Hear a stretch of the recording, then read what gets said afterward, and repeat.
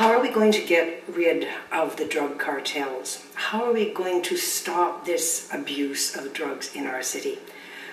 Well, it's absolutely essential that the province eliminates gambling and eliminates the casinos. And this Vancouver city has to, that's the first thing this city can do is take the license away, stop the casino operations. The drug money, people deal with their drugs in $20 bills. IDEA's study showed that, and it's been documented before, suitcases full of $20 bills are being pushed through the casinos, primarily the one in Richmond, and the money laundering is being done there, and then they use the money and they clean it there, and then they buy the housing and keep their operation going with excessive profits. Years ago, I was a spokesperson in the anti-gambling movement in this city, and we did a lot of very good work, I think, good research we found, and good information that we passed on to the city, and our city leaders at that time listened to us. And we, using evidence from many other jurisdictions, we showed what would happen in this city and in this province if we brought in this expansion of gambling, and everything that we talked about that came from other jurisdictions we are now living with.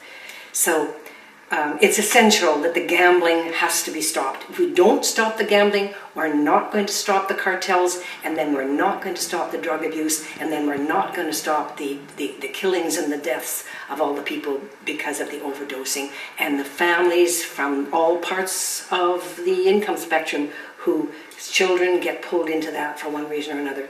This is an abomination. This is a terrible shame that we've had leaders in this city in the last 15 years who have failed, absolutely failed the citizens of this. Philip Owen was a mayor of this city who did a lot of good work in working against the establishment of the gambling expansion, and was very successful in helping the whole community in that battle.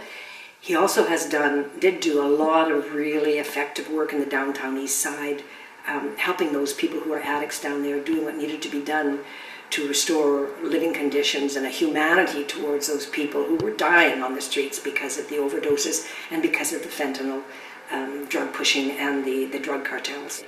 We haven't seen that kind of leadership in this city in the last 15 years. Now we need some leadership at the Vancouver level that's going to face these issues and go to the core of these problems.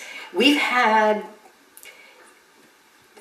people in council for these last 15 years who have failed miserably, have created this shame. And we need new people that are going to come in, because all the ones who've been there before should all be gone, because they're the ones that have been responsible for the mess that we're in. New people, though, are weak. People that are offering themselves for service to this community are weak in that they're not addressing these core issues, except for the small group of people running an IDEA. We need public housing. We need governments providing housing. Profit making out of housing is not the way one should go. People say that, but they're not looking at how to resolve that. We've got to stop this business of eliminating existing nonprofit housing. That's crazy what these last councils have been doing. We've got to have a system that deals with the people's needs.